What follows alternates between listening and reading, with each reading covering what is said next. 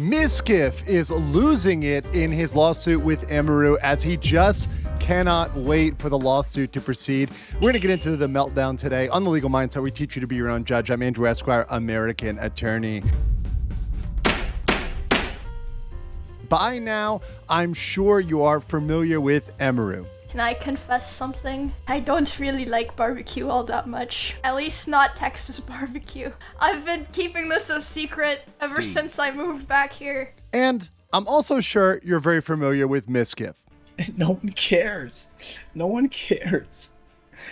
Like, no one wants to listen. It's so unfair. Now, the latest drama in the lawsuit is over a proposed scheduling order. Now, this is something that is normally very boring, very perfunctory. It's something that just happens. But in this case, Mizkif is very, very mad about how it goes down. Let's watch the clip.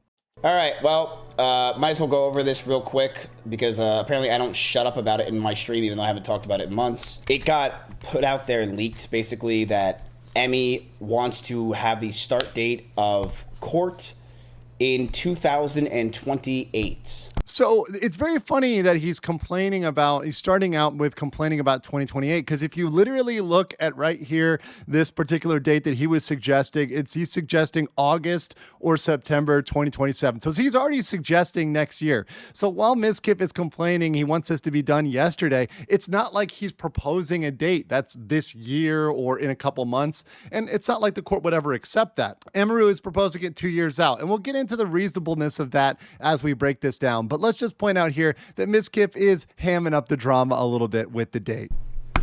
Chat, if this was up to me, it would have been yesterday.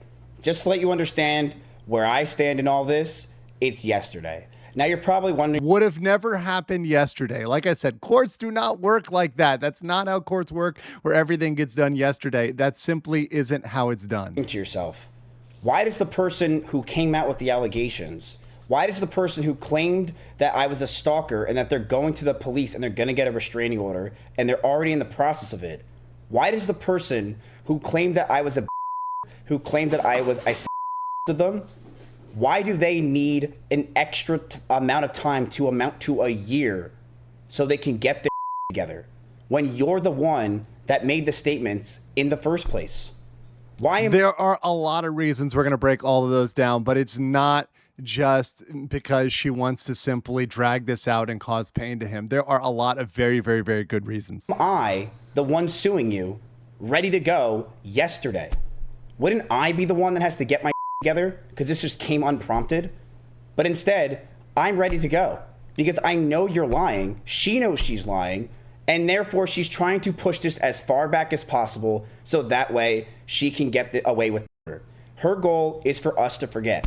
And her goal is for me to fall off or off. Okay, well, let's stop right there. Hopefully, if Mizkif is having some real mental issues, he checks himself in and there's no issues there, because obviously that is a bad thing. But actually, to be clear, if he is having real mental issues, that can actually help his case, because any sort of psychological damage, mental damage, if he goes to the doctor and he documents that, and that's very much real and not just him hamming it up, that actually goes to his damages and his claims. So if what he's saying is real and what he's saying is he's going through depression or other issues, then he needs to document that and put that in with the court.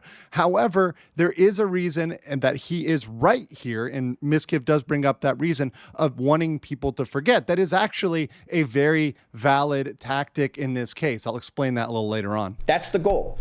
It's, hey, Mizkif, I hope he just falls off completely. No one cares about him anymore. He basically makes the whole world hate him. And when it finally comes out that he basically he didn't do those things, no one cares. And I'm retired. That's what her goal is. So she's trying to push it back as far as possible, chat. The person I helped the most, the person I grew for 3 years, lied to everybody. And I don't understand how anyone can read this and not think so. Why would she want this to start later? If I really did do these crimes and she had this all ready to go, why does she need extra time? Makes no sense.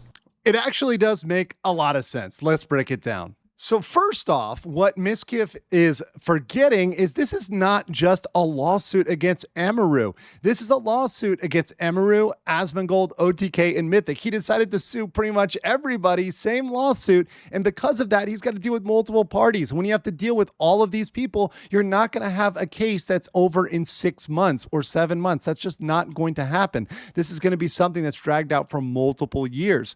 And there's something called discovery, which is when you're getting documents, when you're getting depositions, and that's going to be massive in this case. Why? Well, because this is a relationship-based claim. And because it's a relationship-based claim, you have to go through every single text message. So thousands and thousands of text messages, DMs, all that evidence. You have to deposition people. And mind you, these are streamers that are traveling around the country, right? They're not always available to come in for depositions. And it's not just going to be Mizkif and Emiru. It's going to be Asmongold, all the friends, anybody who's there, witnesses, people who saw these things on both sides. So you're going to have multiple streamers in there, friends, etc. Everybody coming in to testify. You're going to have expert witnesses because he's claiming psychological, mental damage, medical, evidence. That's all going to need to come in through witnesses, experts, etc. It should need to be hired. They need to have their tests done, etc. And also financial records. That's an important thing of a defamation lawsuit. There has to be damages. So Mizkif's going to have to put out all of his finances and show, hey, actually, I was damaged by this. Here's the money I lost.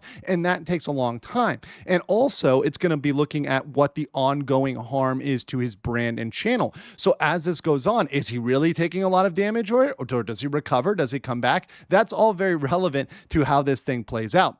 Also, you have corporate document production. So OTK, Mythic, they're going to have to produce a ton of documents. But it's not just that. You've also got the motions and procedures. So Emiru and Asmongold have filed motions to dismiss. The court hasn't even ruled on those yet. Those can take a while to adjudicate on for the judge to come to a ruling.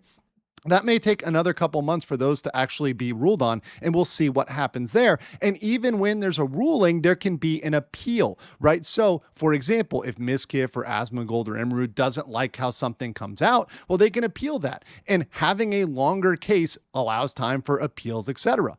Also, Mythic and OTK want to go to arbitration, which is much more favorable than a trial. It also keeps it quiet and out of the public eye. Now, it's very funny when he says, okay, these things are leaked because, well, they're all public court documents, although certain negotiations can be private before they're put into the order. But in this case, they want arbitration, and that hasn't been ruled on either. And that's going to take a very long time. So January 2028, 2.5 years from filing, is very normal for these types of slander cases.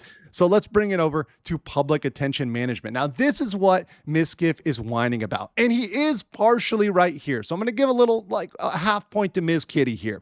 So delay does reduce the short-term social media attention on this. Let's be real. Lawsuits are most interesting when they're filed and when they actually go to trial, right? When there's something big happening.